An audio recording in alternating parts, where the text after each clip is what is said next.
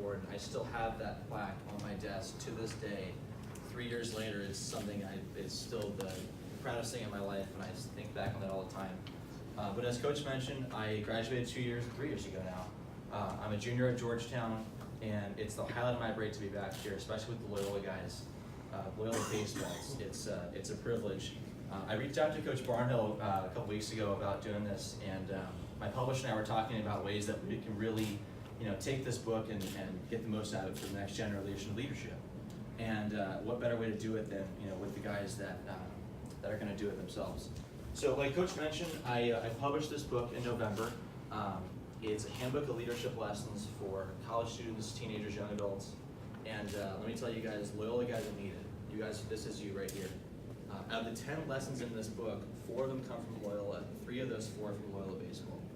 So that should give you a little bit of an idea of the kind of things I learned here as a Loyola baseball player and what I've taken with me after.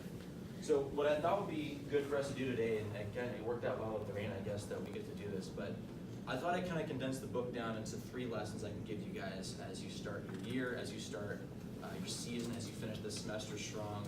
Are the seniors here? Are they on their projects? They're on their projects. Okay, that's cool. Well, but as you guys prepare to enter your senior year and leave this place too. Sound good? All right, cool. So the first lesson in the book I talk about, it's what we call self-leadership, and I call it being the CEO of your life.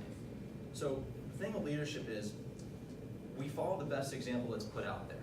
So the thing about leadership is constantly crafting the best example for your guys to follow. So one of the things I talk about with people is, if I can't trust you to be the leadership of your own self, to be the crafter of your own best example, then I can't trust you to be the leadership of someone else.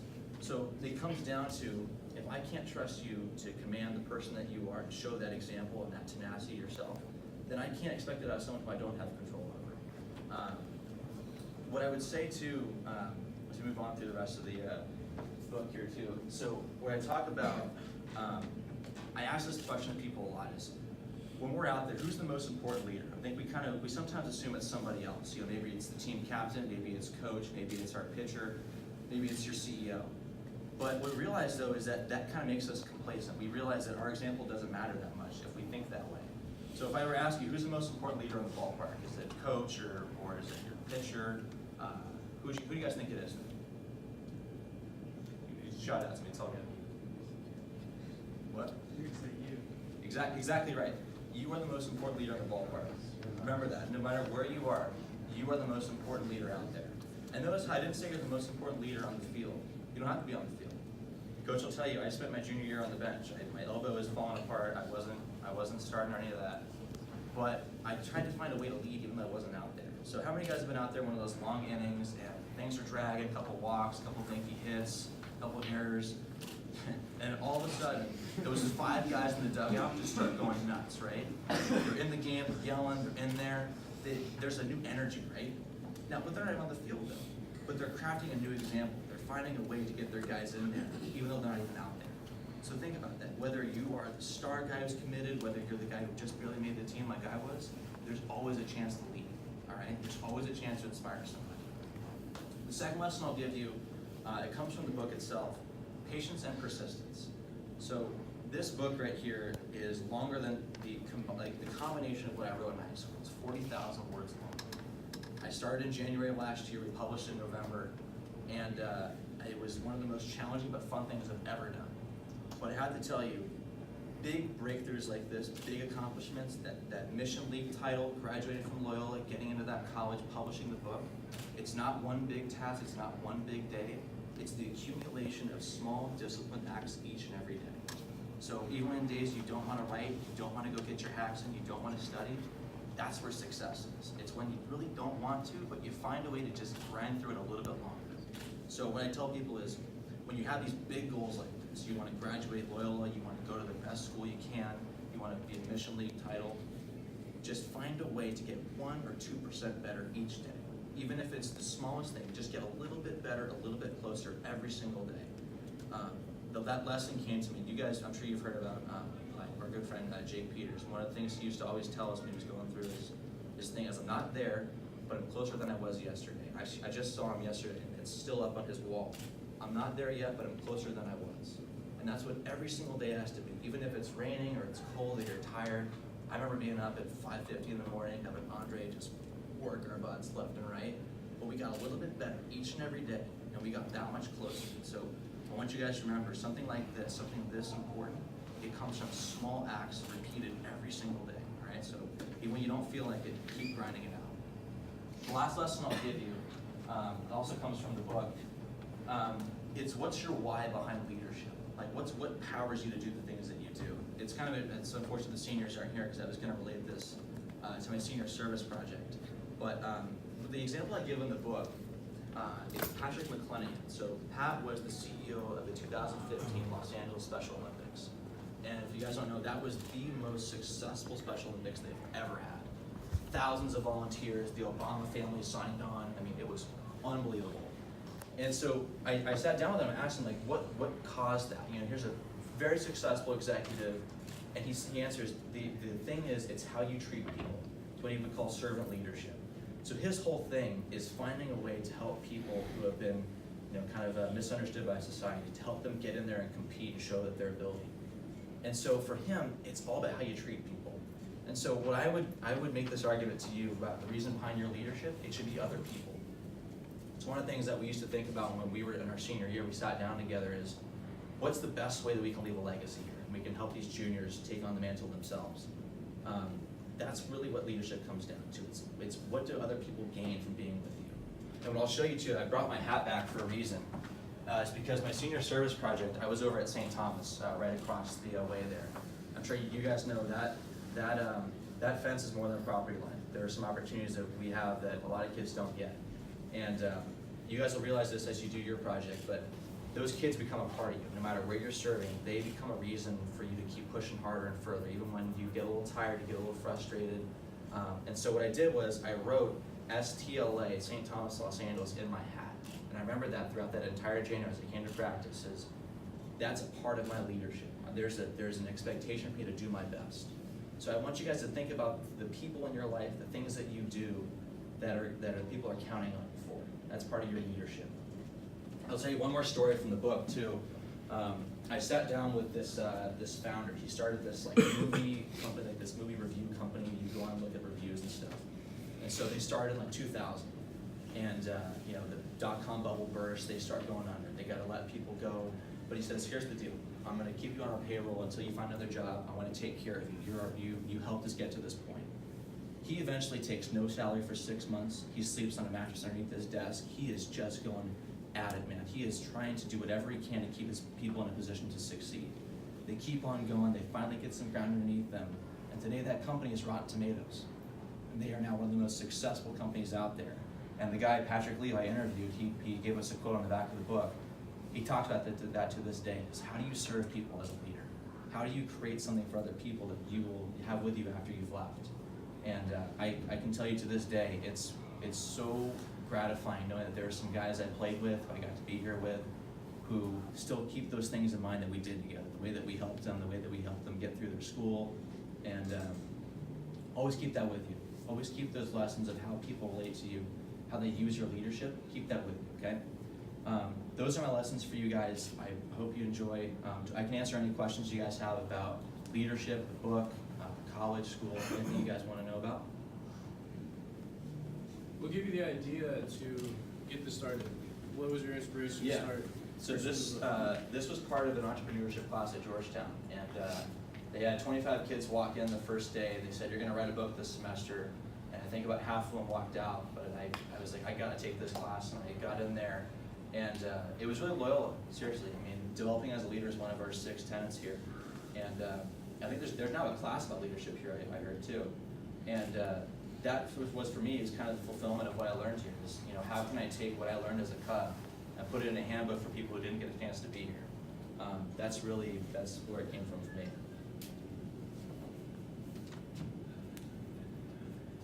Yeah. What are you majoring in? Economics and government.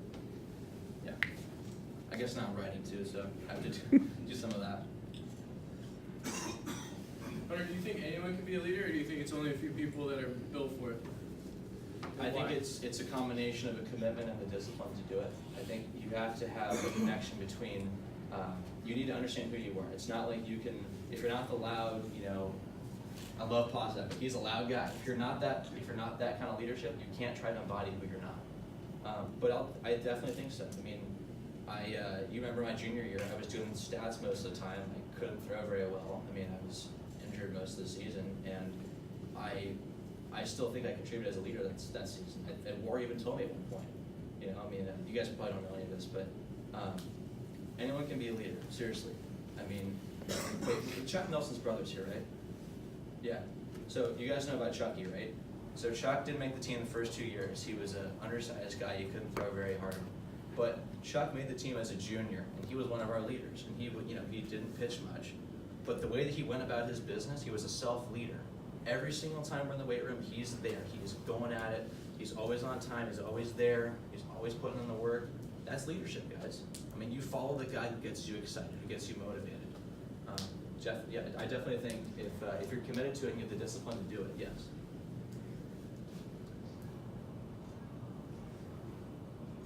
Any other questions, guys? How'd you write the book so fast? Yeah, so that was a challenge. No, that's a good question. What I did was I spent a whole month just doing the Get Smart phase. So I interviewed about 50 people. I read countless articles and books and stuff. I put my content down into these little condensed stories and whatnot, and then I plugged them into my table of contents one by one to kind of create the first manuscript. Actually, I should have told you this.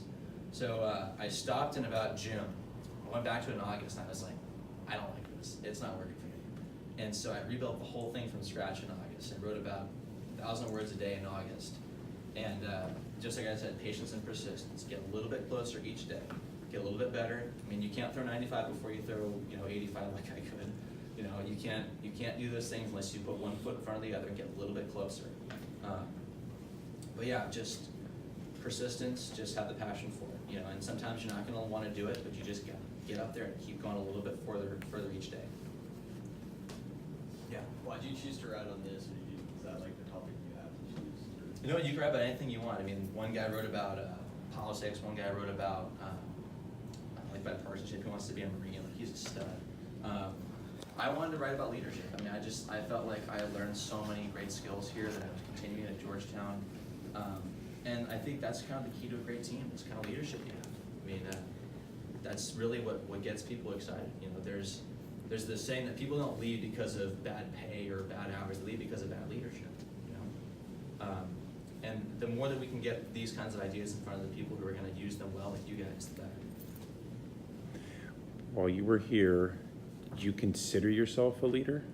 I know you talked about when you were injured, but how did you see yourself? Did you see yourself, when did you know that you could honestly say, because Hunter, as you can tell, is a very mature guy, and he was a very mature young man when I got to work with him as well. But when did you know your role? Well, that's a tough one, man. You're putting me on the spot here. You're welcome.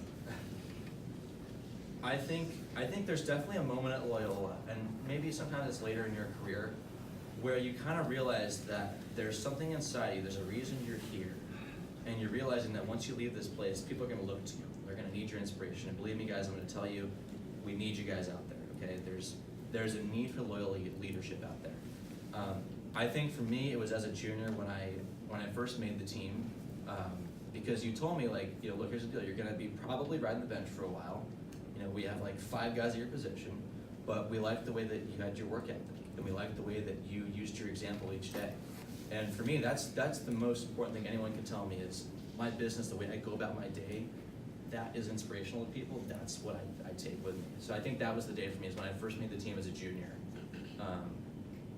That was a process. I went from 150 in my sophomore year to putting on 15 pounds and getting back in shape and all that. So I think that's for me when I realized that there was something I could do to help people. Coach. What would you say are some good attributes or characteristics that good leaders embody? Good attributes. You got you have 2 ears and 1 mouth, and to use them in that ratio, I think that's one of the best things I heard from people. Be a listener, take in people's concerns, like understand where people are coming from. And that kind of pertains probably more to like a business setting or an organization, but to a baseball team as well. I think it's the understanding that it's always going to get better. There's no matter what's going on, we're going to get through this. You know, I always think about. I give the example in the book of a quarterback in the 2-minute drill. You know, there's tons of stuff going on, so many things that have to be controlled for, but they're just calm, they're with it, and they're not fazed by anything that's going on around them. You know, the great leaders understand that, and they're calm no matter what's going on. They got a bad 2-strike call, Lou missed another call or something like that. You know, maybe they're not playing this day, a certain day. There's always that sense of I'm going to be an asset to people. They take feedback properly. I think people have a misunderstanding that feedback is you versus me.